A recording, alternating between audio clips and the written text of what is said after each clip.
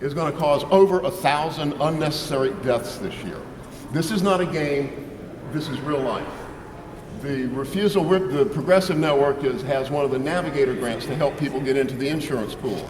The reason a little nonprofit group like the network is doing that is because the state refused to do it. The state turned down $48 million to help people navigate the insurance pool. So we're having it. The state turned down $1.4 billion to give everybody below the federal poverty level a free Medicaid card. That $1.4 billion is funded in part by taking $250 million away from the emergency rooms. They call it the disproportionate share fund. It's the indigency fund that the feds give the hospitals so the poor people with no insurance go to the emergency room. Well, you see, the poor people aren't supposed to go to the emergency rooms anymore. They're supposed to go get a Medicaid card. Well, they don't get the Medicaid card, and the emergency rooms they're going to go back to just lost $250 million. People don't understand it. That's why we're here. That's why we're going to make noise. That's why we're going to try and call these people out and embarrass them. And I really am proud of you for being here. I think it's something, there's times when this is necessary. It should make you uncomfortable. I'm uncomfortable that we have to do this. They need to be uncomfortable with that. Reverend Rivers, say something for us.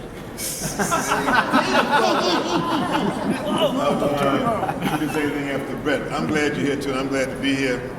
The striking irony for me is that we're here partly because they're going to debate nullification, which means they have no sense of history. Because one of the things that Dr. King said at the March on Washington is that the state governor was drip-slipping into position of nullification. But they're about to debate something they can't do anything about and not spend any time on something they can do something about. This is a complete waste of time. This is a joke, has nothing to do with reality. There's nothing the state can do about federal law. So every bit of energy and time they're spending on this is so contrasting to what they could be doing. In other words, you would rather talk about something that means nothing and not spend a dime on something that means everything. The time, think about the lie that's being told. Think about what this looks like to the citizens of South Carolina. Elected to our office, you've given a pledge, you say you're going to do what's best for the state of South Carolina and her citizens, and yet you spend time talking about nullifying a law that's been upheld by the Supreme Court, that's not even on the table, but yet the thing you can do, which is expand Medicaid, you refuse to do. So what is really going on? If you won't do what you should do, while you're spending time, wasting time doing what you can't do anything about, then what really is the message? And they say they're trying to send a message to the president. He got it, we got it. We know you hate the president. We know you hate him because he's black. We know you hate him in South Carolina in the worst way. He doesn't need the message, he got it. We also know you're wasting your time. There's nothing you're going to do about Obamacare, but there's something you can do about expanding Medicaid. Do what you can to do.